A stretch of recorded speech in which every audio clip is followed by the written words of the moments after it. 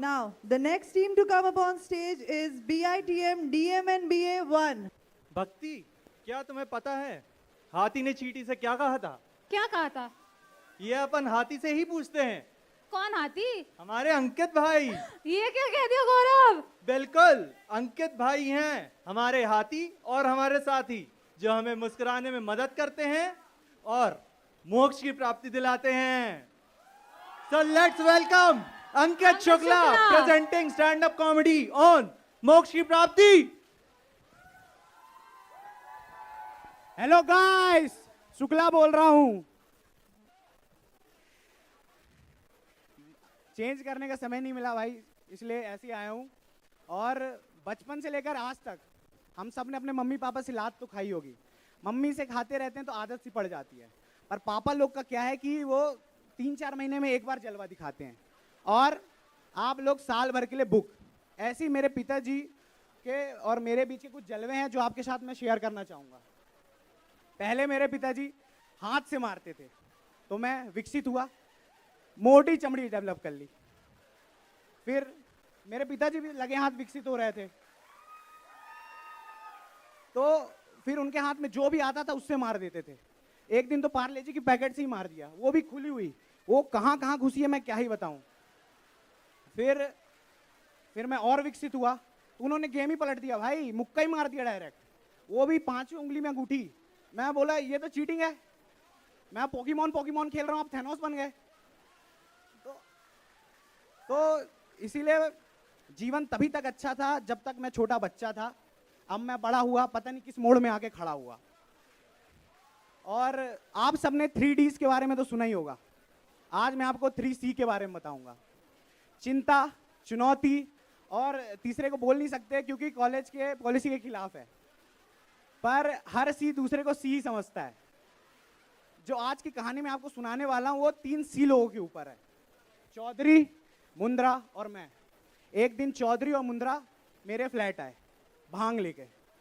हम सब ने मिलके भांग पिया और फोन चलाने लग गए। तभी चौधरी जोर जोर से हंसने लगा। मैं गया उसके पास, मैं बोला चौधरी, ए चौधरी क्या हुआ? तभी चौधरी बोलता है भाई वो देख, छिपकली मेरे को देख के हंस रही है। मैं बोला अरे पागल, छिपकली तेरे को देख के नहीं हंस रही है, तू छिपकली को देख के हंस रहा है। तभी पीछे से मुंद्रा साहब बोलते हैं अरे पागल, तुम छिपकली को देख के नहीं हंस रहे हो, तुम एक दूसरे को देख के हंस रहे हो। ऐसे ही हंसते हंसते हम नीचे आ जाते हैं। हम खाने पीने के लिए कुछ चले जाते हैं। तभी देख रहा हूँ चलते चलते मुंद्रा साहब गायब। फिर देख रहा हूँ एक पेड़ के नीचे कुत्ता बैठा हुआ है, मुंद्रा साहब जाके लेट गए, एकदम दंडवत प्रणाम। मैं गया उनके पास, तभी कुत्ता डर के आगे चला गया। मैं गया, वत्स उठो, प्रभु चले गए, वो उठ ही नहीं रहा है। फिर मैं बोला वत्स उठ जाओ, प्रभु जा चुके हैं। फिर वो उठा, अपना फोन चढ़ाया, हाथ जोड़ा, आगे चल दिया। मैं बोला इसको चढ़ी है कि मेरे को चढ़ी है? फिर मैं उसका फोन लिया, मुंद्रा पकड़ा, तब तक मैं चौधरी साहब गायब। अब हम लोग पहुंचे फ्लैट के नीचे। अब हमारे पास 2 ऑप्शन, सीढ़ी और लिफ्ट। तभी मुंद्रा साहब ने लगाई क्रिटिकल थिंकिंग, वो भी अंडर प्रेशर, कि सीढ़ी का क्या है, सीढ़ी तो कभी भी खत्म हो जाएगी, पर लिफ्ट जहां चलना शुरू हुई चलती ही जाएगी। मैं बोला बात तो सही कह रहा भाई, ऐसी चलेगी अर्थक्रस्ट में ना घुस जाए।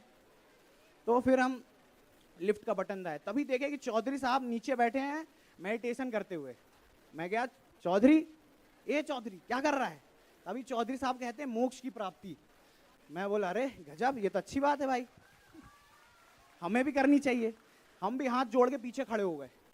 तभी लिफ्ट का दरवाजा हुआ बंद, फिर खुला। सामने एक आदमी खड़ा था, उनको देख के मुस्कुरा रहा था, हम भी उसको देख के मुस्कुरा रहे थे।